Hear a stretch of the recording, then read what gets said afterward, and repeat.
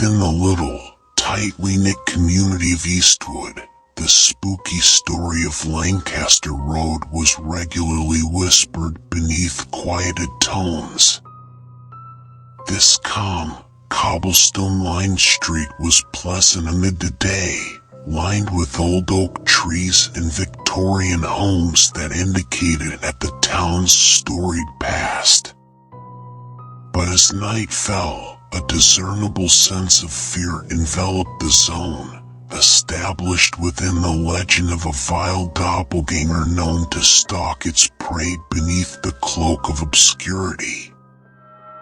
David Mill Operator, a 32-year-old program designer, had as of late moved into one of the terrific ancient houses on Lancaster Road.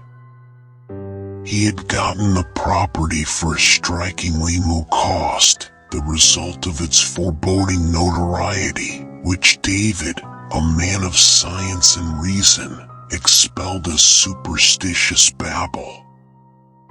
The house, in spite of the fact that ancient and creaky, appeared culminate for him, a calm put to work from domestic, distant evacuated from the bustling city life. In any case, David's expulsion of the nearby legend would before long come back to frequent him. It begun with little, mystifying events.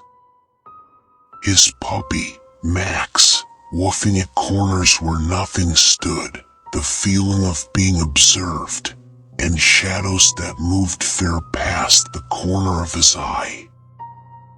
David faulted it on the adjustment period to his unused, ancient domestic. One evening, as David was wrapping up a late-night coding session, he'd chosen to step out for a speedy walk with Max to clear his intellect. The road was covered in mist, the road lights casting spooky shadows on the ground. As they strolled past an especially dimly lit portion of the road, Max started to snarl delicately, his look settled on something behind them. Turning around, David saw a figure standing within the shadows. It looked astoundingly like him, same tallness, same construct, indeed the same dress he was wearing that evening. At first, David thought his eyes were playing traps on him due to weariness.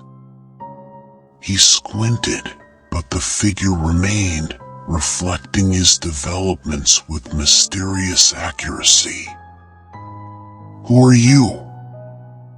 David called out, his voice reverberating somewhat within the calm night. The figure didn't react. Fear proceeded imitating his developments.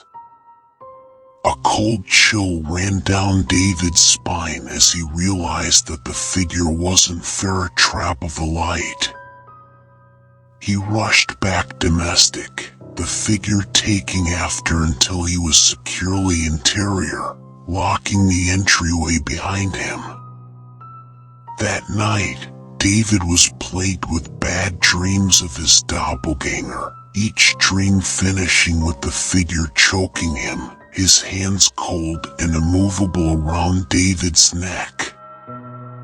He woke up wheezing for disgust, his room colder than normal, his possessed hands around his neck. The taking after days developed progressively aggravating. Neighbors started to dodge him, whispering that they saw him in places he hadn't been.